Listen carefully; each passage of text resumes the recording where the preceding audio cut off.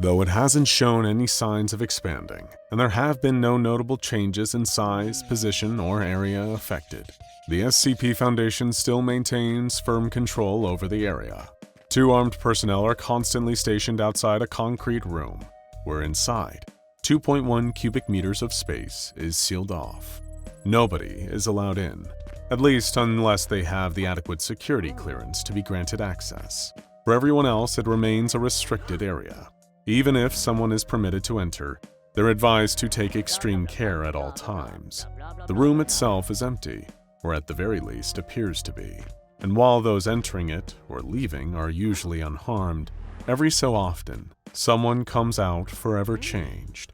After all, that's what knowledge does to you. SCP-028 is an anomalous phenomenon that is isolated to a small area of an abandoned storage yard. The yard itself was bought by the Foundation from the previous landowners, along with the nearby copper mine, located in northern Michigan.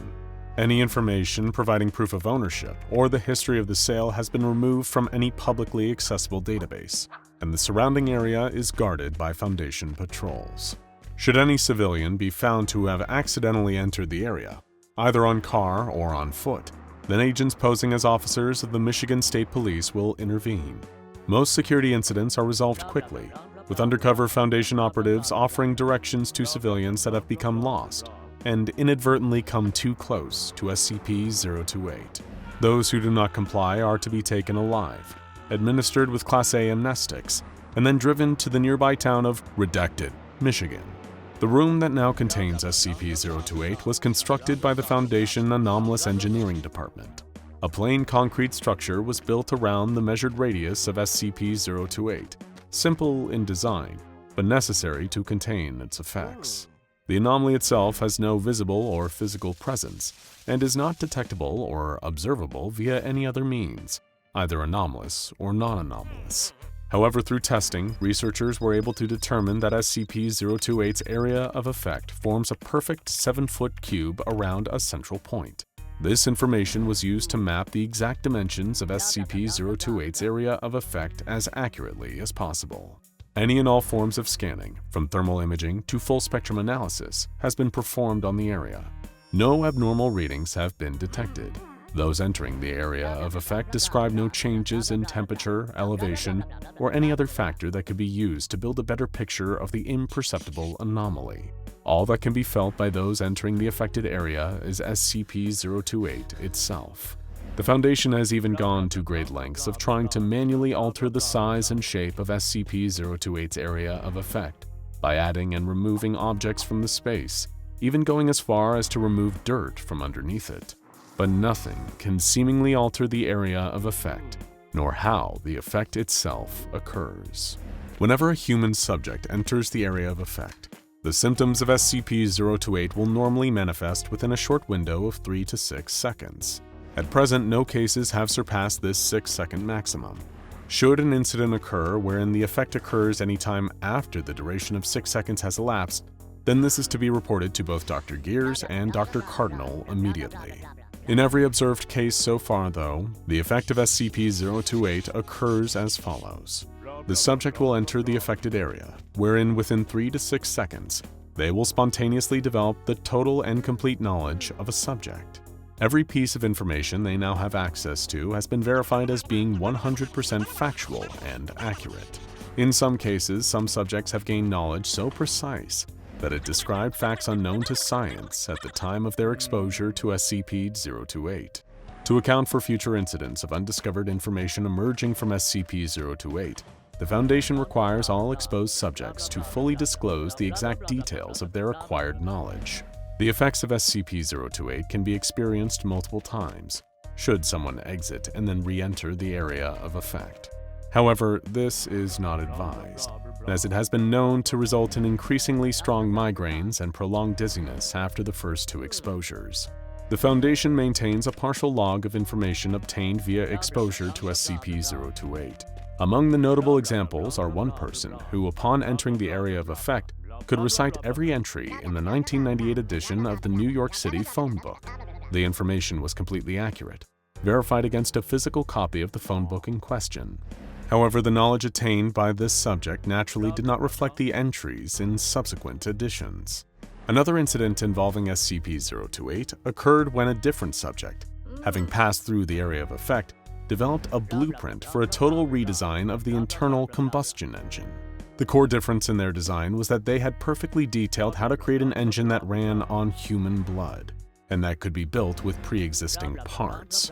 Fully converting an internal combustion engine into the redesigned version took only 4 hours, and appeared to run at a higher efficiency than those powered by gasoline. The Foundation is working to expand the use of redesigned engines. As part of its renewable fuel initiative, it is coordinating with site sanitation and personnel transport teams to repurpose human blood from SCP-682 containment breaches as an alternative fuel source. The Foundation emissions calculation report estimates that 100% of internal combustion engine vehicles will run on human blood by 2030. Thanks to SCP-028, one subject learned of the exact location of a set of keys to a Buick LeSabre. This initially appeared to be another instance of knowledge that didn't exactly have far-reaching applications. However, the keys actually belonged to a specific 1975 Buick LeSabre, driven by mob hitman Jimmy "The Legs" Scarpelli. They had been left in the ignition of the car, and a brick placed on its accelerator in order to send it into the depths of redacted River, New Jersey. The trunk of said car also happened to contain a city councilman who had been kidnapped by Scarpelli. Given that police never found the vehicle, there was no evidence ever tying him to the disappearance or murder. With the knowledge of the key's location being learned through SCP-028, the Foundation disseminated this information to local law enforcement as an anonymous tip. After scouring the river, they found the keys still in the car, and the drowned councilman targeted by Scarpelli for undermining workers' unions. All murder charges against Jimmy Scarpelli were dropped, given that he was in his 60s at the time of the discovery, and after a court ruled in favor of justifiable homicide. Less real-world applications was found for a subject who learned the entire history of the Blackthorne family of London, England. Attempts to publish this extensive knowledge as a biographical book led to a protracted legal battle between the family and the total stranger, who somehow seemed to be an expert in their lineage. One subject who gained the complete knowledge of how to care for a mole rat colony from SCP-028 subsequently changed careers and began to work in mole rat conservation. The Foundation makes regular checks on him, and he seems to find the work more fulfilling. In all these cases, knowledge gained via SCP-028 is perfect, totally complete, and eidetic. As for the specific subjects learned about, there appears to be no correlation between the person exposed to SCP-028 and what they will gain total knowledge of upon exposure. Knowledge obtained via the effects of SCP-028 is entirely random and can either be highly useful or have no practical applications whatsoever, as well as ranging in specificity.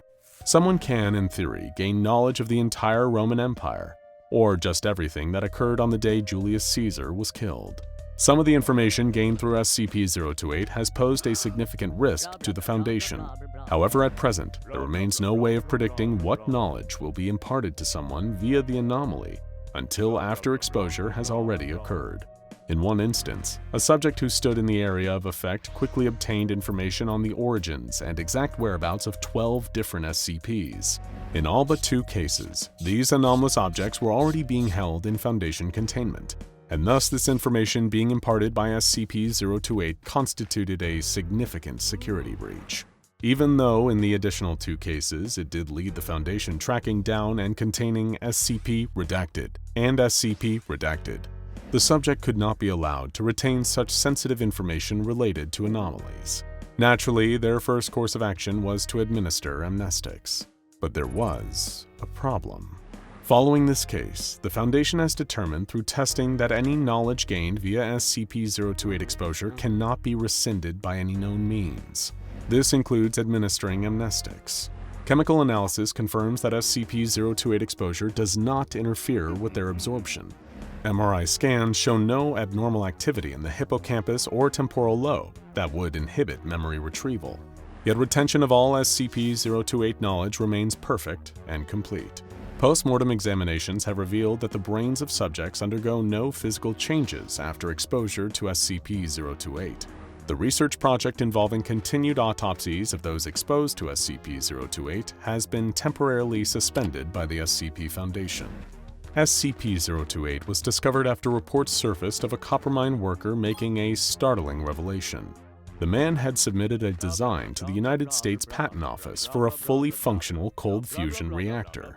If approved and manufactured, the man's reactor could have ended global reliance on fossil fuels. According to the news reports, the idea had just struck him like a bolt out of the blue one day after having visited the storage yard next to the mine he worked at. The Foundation worked to suppress the news discussing the man's cold fusion patent and sought to track him down to interview him. However, he was found dead shortly after.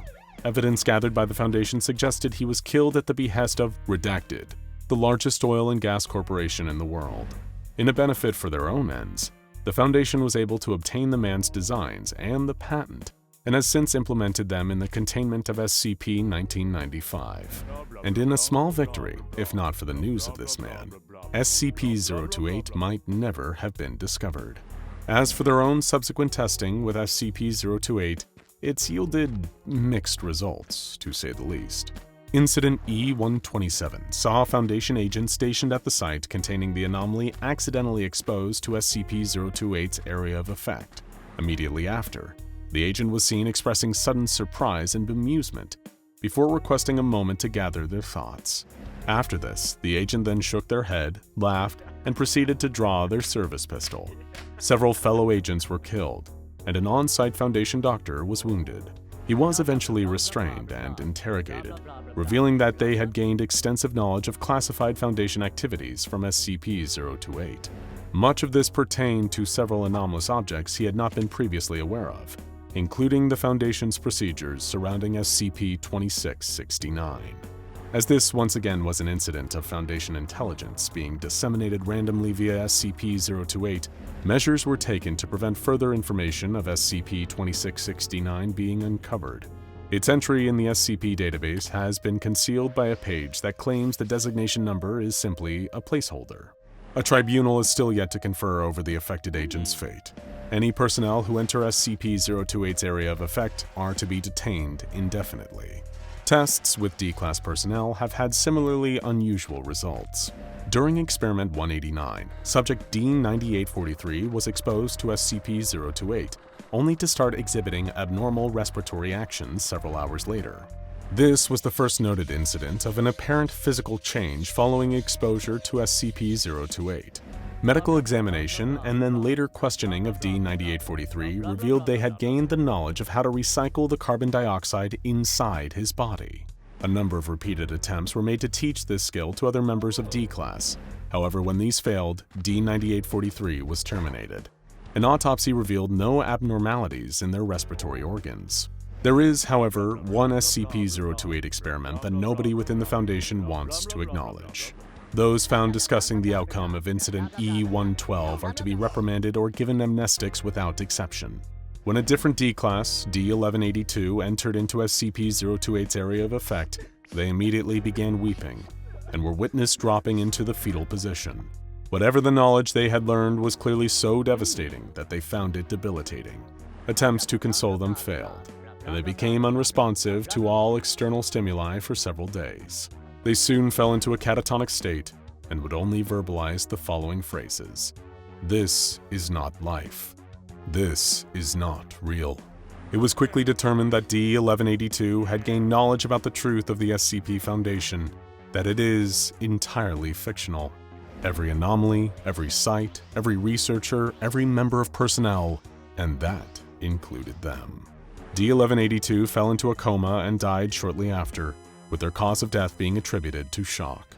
The Foundation has since banned all discussion of Incident E-112 in order to suppress the fact that their reality is indeed a complete fabrication.